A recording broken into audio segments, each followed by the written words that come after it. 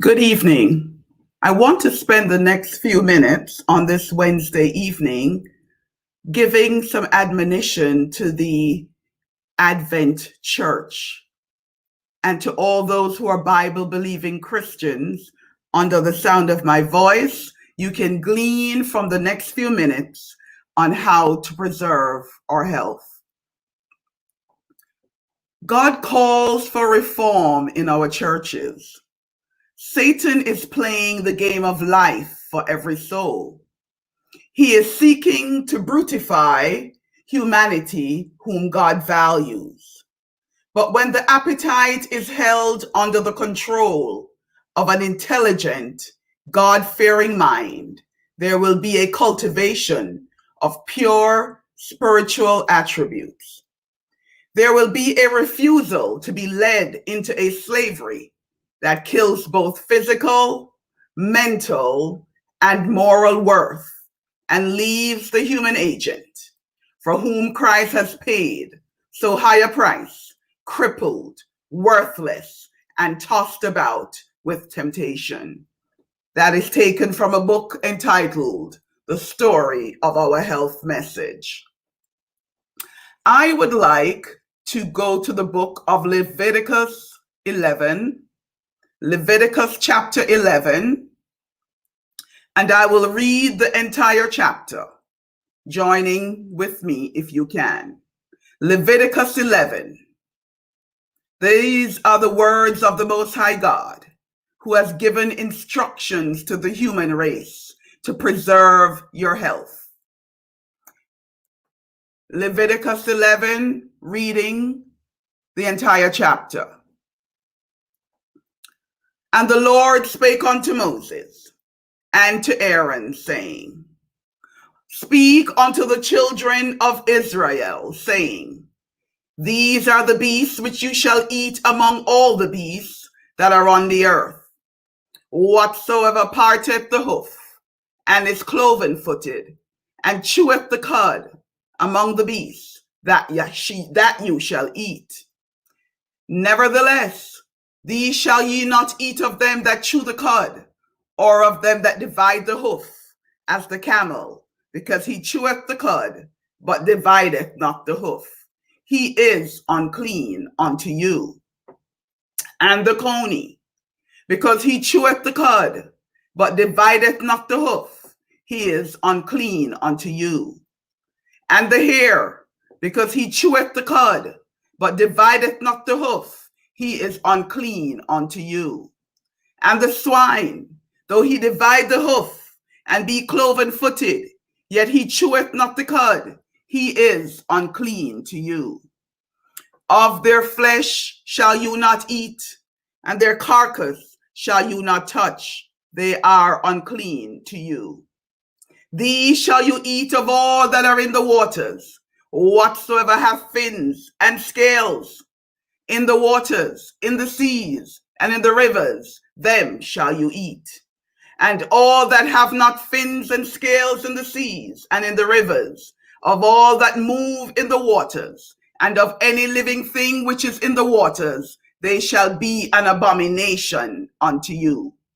They shall be even an abomination unto you. You shall not eat of their flesh, but you shall have their carcasses in abomination. Whatsoever hath no fins nor scales in the waters, that shall be an abomination unto you. And these are they which you shall have in abomination among the fowls. They shall not be eaten. They are an abomination, the eagle, and the ossifrage, and the osprey, and the vulture, and the kite after his kind, every raven after his kind, and the owl, and the night hawk, and the cuckoo, and the hawk after his kind, and the little owl, and the cormorant, and the great owl, and the swan, and the pelican, and the gyre eagle, and the stork, the heron after her kind, and the lapwing, and the bat. All fowls that creep, going upon all four, shall be an abomination unto you. Yet these may ye eat of every flying creeping thing that goeth upon all four, which have legs upon their feet, to leap withal upon the earth. Even these of them ye may eat, the locust after his kind, and the bald locust after his kind, and the beetle after his kind, and the grasshopper after his kind. But all other flying, creeping things which have 4 feet shall be an abomination unto you. And for these ye shall be unclean. Whosoever toucheth the carcass of them shall be unclean until the even. And whosoever beareth aught of the carcass of them shall wash his clothes and be unclean until the even. The carcasses of every beast which divideth the hoof, and is not cloven footed, nor cheweth the cud, are unclean unto you. Every one that toucheth them shall be unclean. And whatsoever go up on his paws among all manner of beasts that go on all 4, those are unclean unto you. Whosoever toucheth their carcass shall be unclean until the even. And he that beareth the carcass of them shall wash his clothes and be unclean until the even. They are unclean unto you. These also shall be unclean unto you among the creeping things that creep upon the earth, the weasel and the mouse and the tortoise after his kind, and the ferret and the chameleon and the lizard and the snail and the mole. These are unclean to you among all that creep. Whosoever doth touch them, when they be dead, shall be unclean until the even. And upon whatsoever any of them, when they are dead, doth fall, it shall be unclean, whether it be any vessel of wood or raiment, or skin or sack, whatsoever vessel it be, wherein any work is done, it must be put into water, and it shall be unclean until the even. So it shall be cleansed. And every earthen vessel, whereunto any of them falleth, whatsoever is in it shall be unclean, and ye shall break it. Of all the meat which may be eaten, that on which such water cometh, shall be unclean, and all drink that may be drunk in every such vessel shall be unclean. And everything whereupon any part of their carcass falleth shall be unclean, whether it be oven or ranges. For pots they shall be broken down, for they are unclean, and shall be unclean unto you. Nevertheless, a fountain or pit, wherein there is plenty of water, shall be clean, but that which toucheth their carcass shall be unclean. And if any part of their carcass fall upon any sowing seed, which is to be sown, it shall be clean. But if any water be put upon the seed, and any part of their carcass fall thereon, it shall be unclean unto you. And if any beast of which you may eat die, he that toucheth the carcass thereof shall be unclean until the even. And he that eateth of the carcass of it shall wash his clothes and be unclean until the even.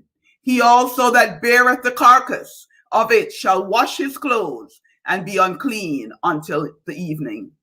And every creeping thing that creepeth upon the earth shall be an abomination, it shall not be eaten. Whatsoever goeth upon the belly, and whatsoever goeth upon all 4, or whatsoever hath more feet among all creeping things that creep upon the earth, them ye shall not eat, for they are an abomination. You shall not make yourselves abominable with any creeping thing that creepeth, neither shall you make yourselves unclean with them, that you should be defiled thereby. For I am the Lord your God. You shall therefore sanctify yourselves, and you shall be holy, for I am holy. Neither shall you defile yourselves with any manner of creeping thing that creepeth upon the earth. For I am the Lord that bringeth you up out of the land of Egypt, to be your God. You shall therefore be holy, for I am holy. This is the law of the beast and of the fowl and of every living creature that moveth in the waters and of every creature that creepeth upon the earth, to make a difference between the clean and the unclean, and between the beast that may be eaten and the beast that may not be eaten. Herein ends the reading of the word of the Most High God to the people of God. Leviticus 11, 1 through 47. Hear ye the word of the Lord, and be ye clean.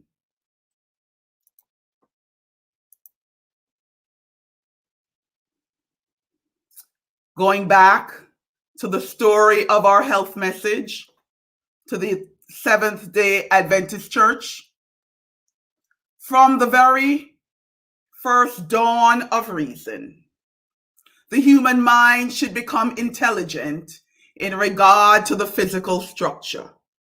Here, Jehovah has given a specimen of himself.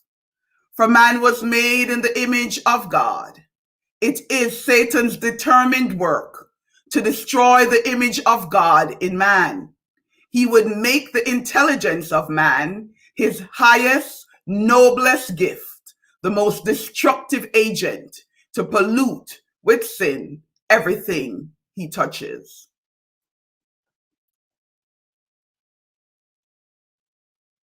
Continuing, the Lord has given his people a message in regard to health reform.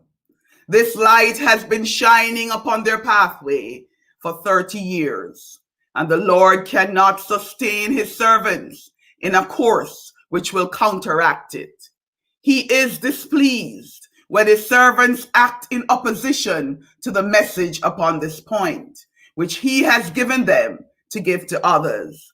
Can he be pleased when half the workers laboring in a place teach that the principles of health reform are as closely allied with the third angel's message as the arm is to the body, while their co-workers, by their practice, teach the principles that are entirely the opposite? The light which God has sent on health reform cannot be trifled with without injury to those who attempt it.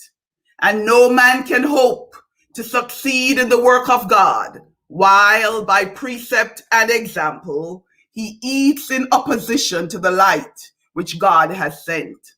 The voice of duty is the voice of God, an inborn, heaven-sent guide, and the Lord will not be trifled with on these subjects.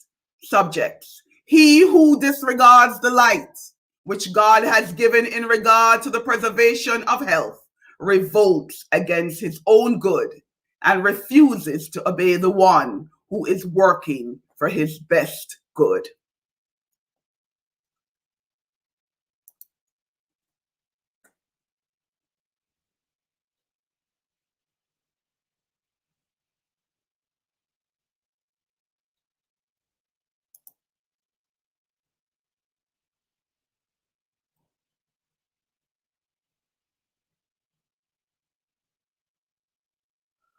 Continuing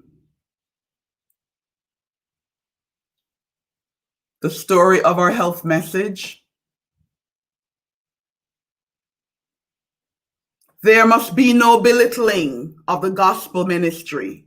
No enterprise should be so conducted as to cause the ministry of the word to be looked upon as an inferior matter. It is not so. Those who ignore the ministry are ignoring Christ.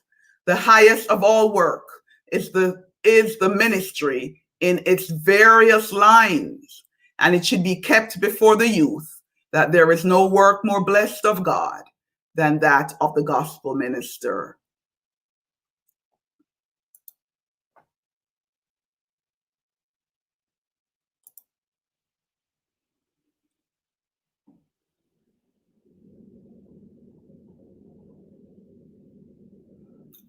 If Christians would only tear themselves away from the narrowness of self and the bigotry of church pride and denominationalism, and devote themselves to earnest work for their fellow men, each beginning with his next door neighbor or the most needy fellow mortal nearest to him.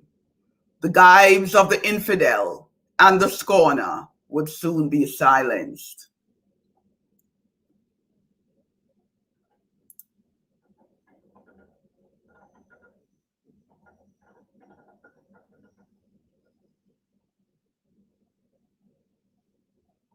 God is to be recognized and honored by the people calling themselves Seventh-day Adventists. In the past, the truth has, to the honor of God, been proclaimed with convincing power by the physicians and helpers in our sanitariums. God will accept no less of you, but will expect far more.